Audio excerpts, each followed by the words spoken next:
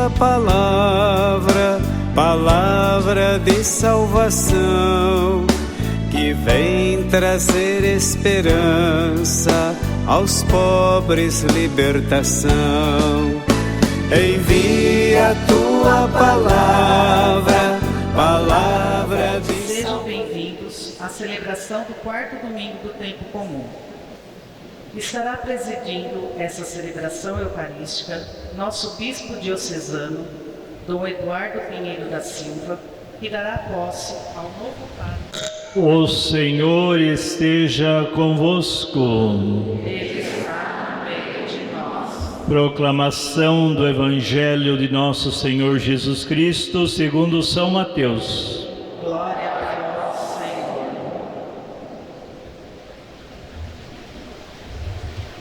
Naquele tempo, vendo Jesus as multidões, subiu ao monte e sentou-se. Os discípulos aproximaram-se e Jesus começou a ensiná-los. Bem-aventurados os pobres em espírito, porque deles é o reino dos céus. Bem-aventurados os aflitos, porque serão consolados. Bem-aventurados os mansos, porque possuirão a terra. Bem-aventurados os que têm fome e sede de justiça, porque serão saciados. Bem-aventurados os misericordiosos, porque alcançarão misericórdia. Bem-aventurados os puros de coração, porque verão a Deus. Bem-aventurados os que promovem a paz, porque serão chamados filhos de Deus. Bem-aventurados os que são perseguidos por causa da justiça, porque deles é o reino dos céus. Bem-aventurados sois vós, quando vos injuriarem e perseguirem, e mentindo disserem todo tipo de mal contra vós, por causa de mim. Alegrai-vos e exultai, porque será grande a vossa recompensa nos céus. Palavra da salvação. Glória a vós, Senhor.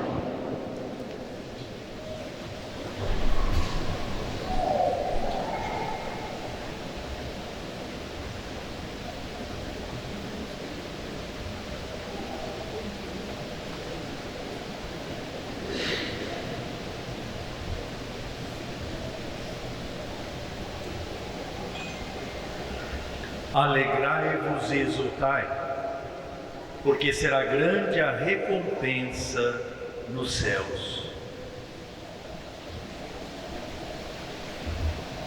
Alegrai-vos e exultai, expressões de pessoas que se encontram felizes. Felizes numa felicidade que tem uma lógica divina, não humana. Quando o ser humano, aberto ao Criador,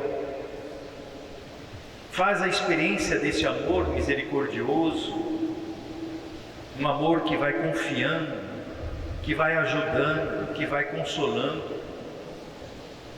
essa pessoa vai percebendo que a recompensa total que virá um dia já é experimentada agora, na medida em que a pessoa se abre a Deus. E alegria e exultação são expressões normais, naturais, de quem tem essa convicção, quem tem essa certeza, quem já vive agora a plenitude da consciência de que Deus se faz presente. Alegrai-vos e exultai agora, porque depois receberá a grande recompensa nos céus.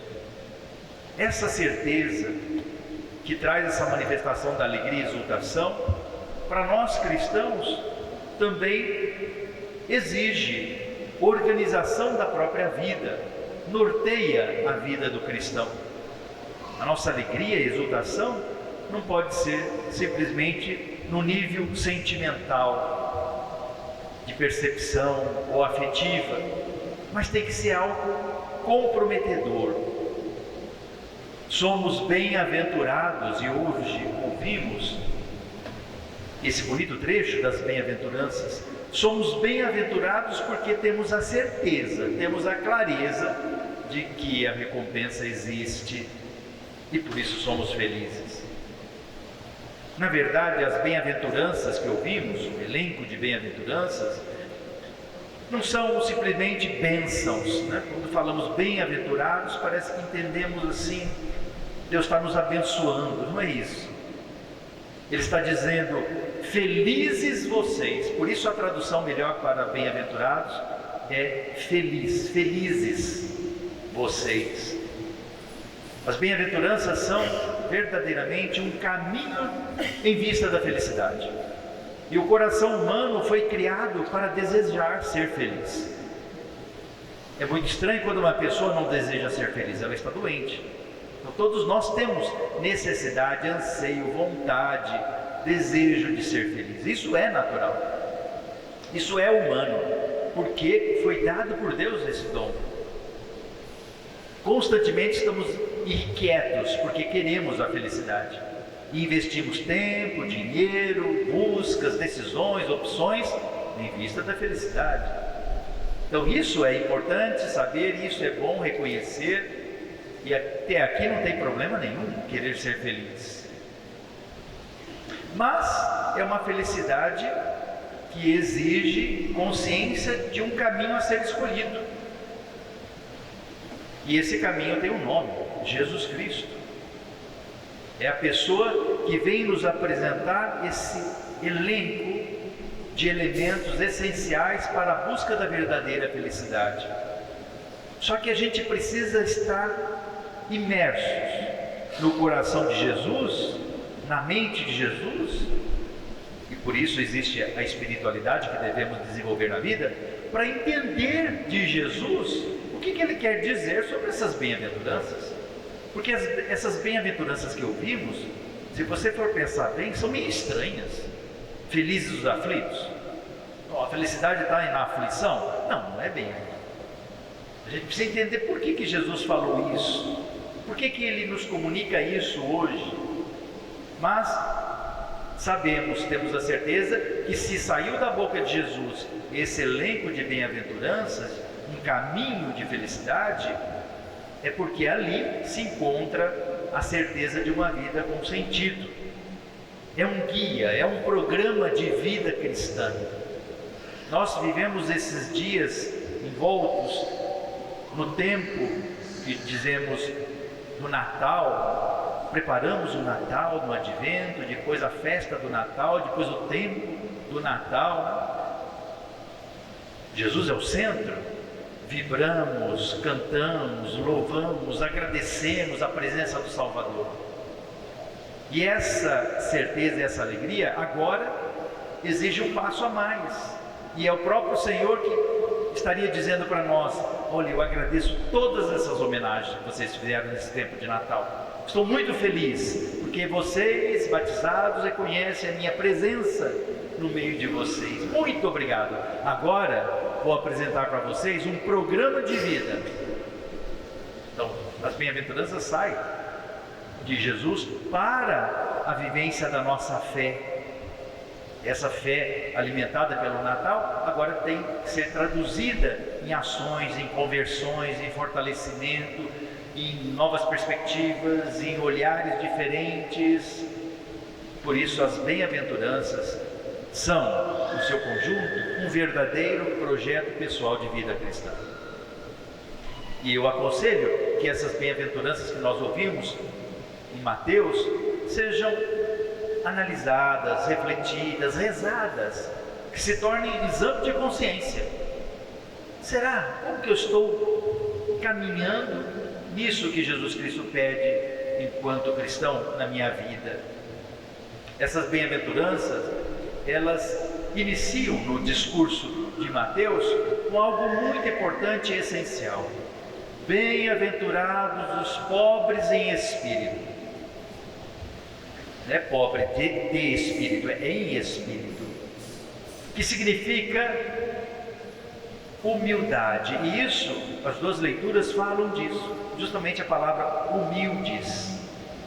Humildade que não é uma humildade passiva, em que a gente fica esperando as coisas acontecerem. Não, é uma humildade de quem sabe que é criatura humana e precisa de Criador, do Criador, de Deus.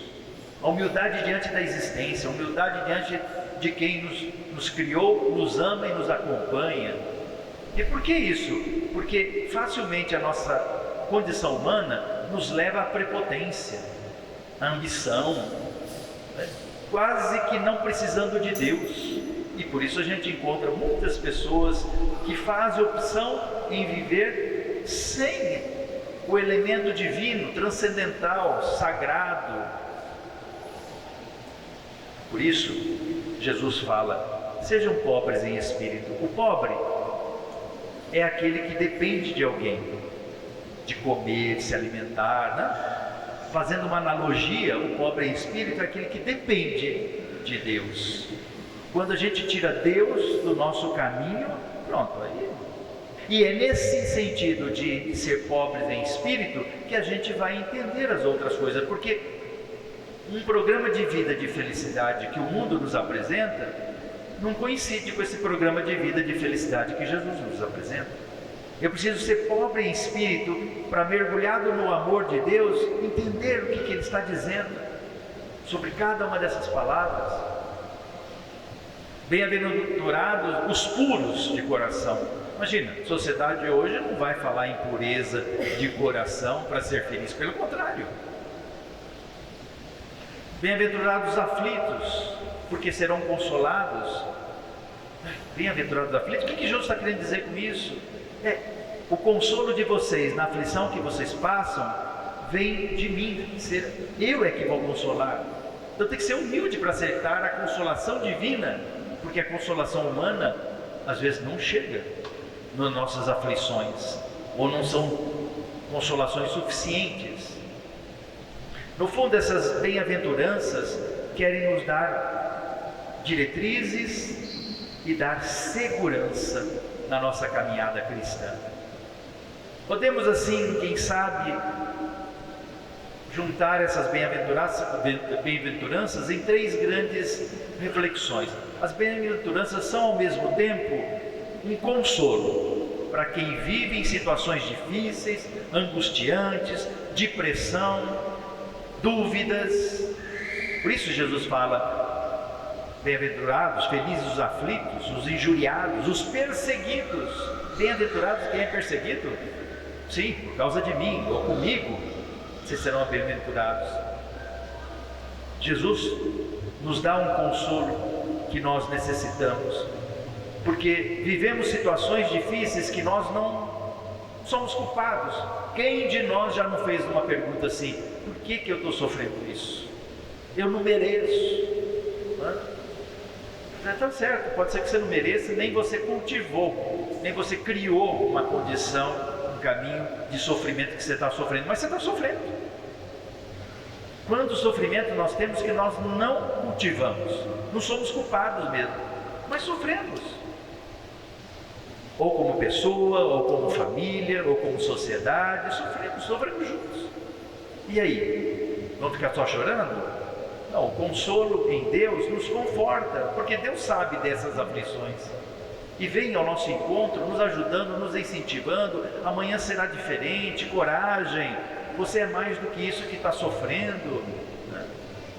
Que seja o sofrimento de uma doença, o sofrimento da morte de um ente querido, ou da privação de um bem que tenho direito de ter na sociedade e não tenho ainda. Tudo isso dá sofrimento, aflição, angústia.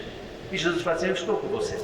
Então, só escuta essa voz de Deus quem é pobre em espírito. Por isso as bem-aventuranças são um consolo para o cristão que vive entre altos e baixos, também na luta contra os pecados que tem, contra as suas próprias limitações, né, que precisa dessa força do alto para levantar. Então, as bem-aventuranças são ao mesmo tempo consolo, como também são promessas divinas, recompensa a todos aqueles que se mantiverem fiéis. Será grande a vossa recompensa nos céus, Recompensa para aqueles que se manterem firmes até o fim. Mas como firmes? Nos ideais do Evangelho. Por fim, além de serem consolo e promessa divina, as bem-aventuranças são incentivo para que continuemos a luta por dias melhores, na própria vida, na vida da igreja, na vida da sociedade. E as bem-aventuranças falam da paz, de promover a paz. Felizes aqueles que promovem a paz, serão chamados filhos de Deus. Então a gente conclui, quem não promove a paz não é filho de Deus. E aí vem peso de consciência, eu promovo a paz. O que significa paz? É só um silêncio? É só harmonia superficial? Não, não. A paz é a busca de dignidade de vida, de respeito pelo outro, pela caminhada do outro, busca de fazer com que a solidariedade, a fraternidade aconteça a tal ponto que ninguém se sinta marginalizado, deixado de lado, e que todos se responsabilizem pelo bem de todos, não só de alguns, não só daqueles que às vezes a gente julga que merecem, mas de todos, porque todos são filhos de Deus. A paz de todos é o grande sonho de Deus. Por isso, bem-aventurados os que promovem a paz, porque serão chamados filhos de Deus. E aqui as bem-aventuranças falam da misericórdia, aqueles que têm uma preocupação em manter um relacionamento sadio com as outras pessoas, no perdão, na paciência, acreditando que o outro pode dar um passo a mais no processo de conversão. Hoje ele está terrível, mas eu tenho esperança que ele vai melhorar, e por isso eu rezo, eu ajudo, eu apoio, eu dou chances. Isso é um coração misericordioso. E por que nós somos chamados a isso? Porque nós somos os primeiros a ser os atingidos pela misericórdia de Deus. Nenhum de nós merece a bênção de Deus, e Deus tem paciência, dá chance, acolhe, acredita em nós, na nossa conversão, e está ali junto para que a gente possa dar a volta por cima. Então, bem-aventurados os misericordiosos, que vivem abertos porque são pobres de espírito, da misericórdia de Deus, mas aplicam misericórdia no relacionamento com os outros. Bem-aventurados os mansos, que não usam da violência no relacionamento para resolver problemas. Não, mansidão é um dom de Deus, e eu tenho que desejar, mesmo se eu não sou muito propenso a isso. Se na minha ideologia eu parto para a ignorância, para a violência, né? Nas palavras, nas ações. Nós estamos aí quase para completar um ano dessa guerra estúpida, né? da Rússia na Ucrânia. Que coisa terrível, um ano, e a gente vai se acomodando um pouco, né? Parece que é normal, parece que é um filme, né? Tá aí. O Papa, eu tive a oportunidade na visita ad limina, que são as visitas que os bispos fazem ao Papa, uma vez a cada 5, 6 anos, e nessa reunião que ele teve, éramos em 20 padres aqui dessa região, e ele falou isso, né?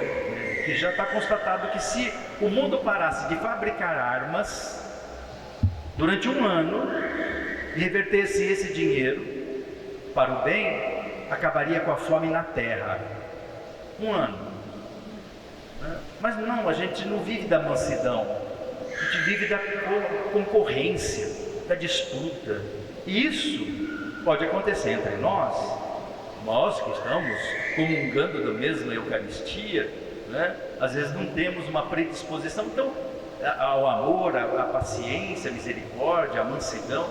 Por isso as bem-aventuranças são ao mesmo tempo consolo, promessa de Deus e incentivo para aqueles que lutam pelo bem, lutam pelo amor, lutam pela unidade, pela paz, pela dignidade da vida, pela justiça, pela felicidade de todos.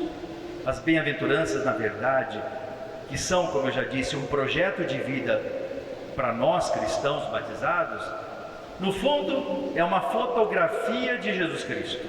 Quando ele fala das bem-aventuranças, é ele mesmo, ele está falando dele. Por quê? Ninguém como ele foi pobre em espírito. foi manso, misericordioso, sedento de justiça, aflito, perseguido e injuriado. Então tudo aquilo que está nas bem-aventuranças é o próprio Jesus. Mais uma razão para a gente estar juntos dele, com ele. E aí a gente entende o que é uma espiritualidade amadurecida, né? Nossa espiritualidade amadurecida não se dá simplesmente por muitos terços que se rezam, muitas missas que participam, mas por um aprofundamento desse projeto de vida que Jesus coloca como condição para os seus seguidores. Escolhemos Jesus Cristo como caminho, como centro, como essência? Sim, então temos que acolher o projeto de vida que Ele nos oferece, que está bem desenhado nas bem-aventuranças.